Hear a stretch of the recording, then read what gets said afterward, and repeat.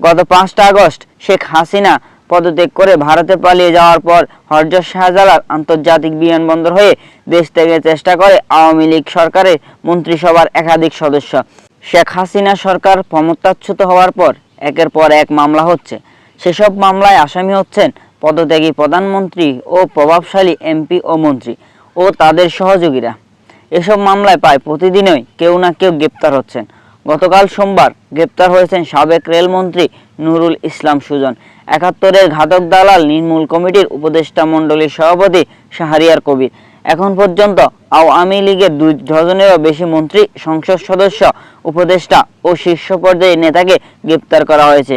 এর মধ্যে সাবেক আইনমন্ত্রী আনিসুল হক, সাবেক প্রধানমন্ত্রী বেসরকারি শিল্প ও বিনিয়োগ উপদেষ্টা সালমান এফ রহমান এবং শেখ হাসিনার সাবেক জ্বালানি, খনিজ সম্পদ ও বিদ্যুৎ বিষয়ক উপদেষ্টা তৌফিক ইলাহি চৌধুরী ও সাবেক জনপ্রশাসন মন্ত্রী ফরহাদ হোসেন রয়েছেন। এছাড়া সাবেক ২ আইজিপি আবদুল্লাহ আল মামুন এবং একেএম শহীদুল হক সহ পুলিশের বেশ কয়েকজন কর্মকর্তাকে গ্রেপ্তার করা হয়েছে। ক্ষমতা হারানোর পর সাবেক প্রধানমন্ত্রী শেখ হাসিনার বিরুদ্ধে শতাধিক মামলা হয়েছে, যেগুলোর বেশিরভাগই হত্যা মামলা। এছাড়া গণহত্যা এবং অপহরণের মতো অভিযোগেও মামলা হয়েছে আওয়ামী লীগ সভাপতির বিরুদ্ধে। এসব মামলার আসামি তালিকায় তার শেখ রেহানা, তার ছেলে সজীব ওয়াজেদ জয়, তার মেয়ে সাইমা ওয়াজেদ পুতুলের নামও রয়েছে। একইভাবে নাম রয়েছে আওয়ামী লীগের শীর্ষ অনেক নেতাদের।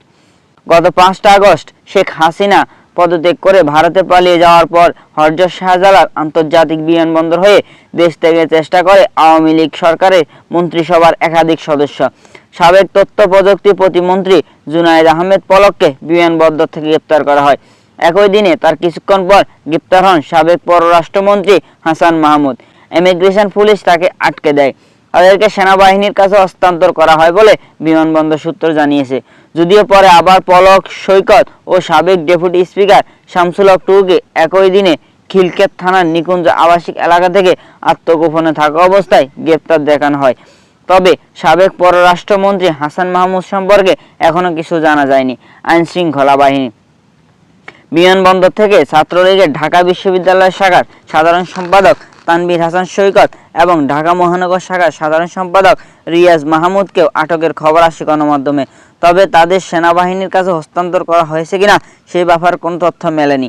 এদিকে সরকার পতনের পর আওয়ামী লীগ সভাপতি শেখ হাসিনা সহ দলের অনেক নেতার বিরুদ্ধে গণহত্যা, গুম ইত্যাদির মামলা করা হচ্ছে। তাদের অনেককে গ্রেপ্তার করা হয়েছে, আবার অনেককে রিমান্ডে নেওয়া হচ্ছে। এখন পর্যন্ত যাদেরকে গ্রেপ্তার করা হয়েছে তাদের মধ্যে উল্লেখযোগ্য হচ্ছেন সাবেক আইনমন্ত্রী আনিসুল হক, সাবেক বাণিজ্যমন্ত্রী টিপু মুন্সি, সাবেক মন্ত্রী আসাদুজ্জামান নূর, সাবেক শিক্ষামন্ত্রী ডক্টর দীপুমণি এবং সাবেক প্রধানমন্ত্রী শেখ হাসিনার উপদেষ্টা ও বেক্সিমকো গ্রুপের vice chairman Salman F Rahman. এছাড়া আওয়ামী লীগের সাংগঠনিক সম্পাদক আহমেদ হোসেন, সাবেক মুক্তিযোদ্ধা বিষয়ক প্রতিমন্ত্রী এবি তাজুল ইসলাম, সাবেক তথ্যমন্ত্রী হাসানুল হক ইনু, সাবেক পর্যটন ও বেসামরিক বিমান চলাচল মন্ত্রী রাশেদ খান মেনন গ্রেপ্তার হয়েছেন। ক্ষমতাচ্যুত সরকারের মন্ত্রী, প্রতিমন্ত্রী এবং আওয়ামী লীগের নেতৃবৃন্দ যেমন গ্রেপ্তার হয়েছেন, তেমনি সাবেক অনেক কর্মকর্তাও আটক হয়েছেন। এদের মধ্যে অন্যতম আলোচিত সেনা কর্মকর্তা, ন্যাশনাল টেলিকমিউনিকেশন মনিটরিং সেন্টারের NTMCর সাবেক মহাপরিচালক মেজর জিয়াউর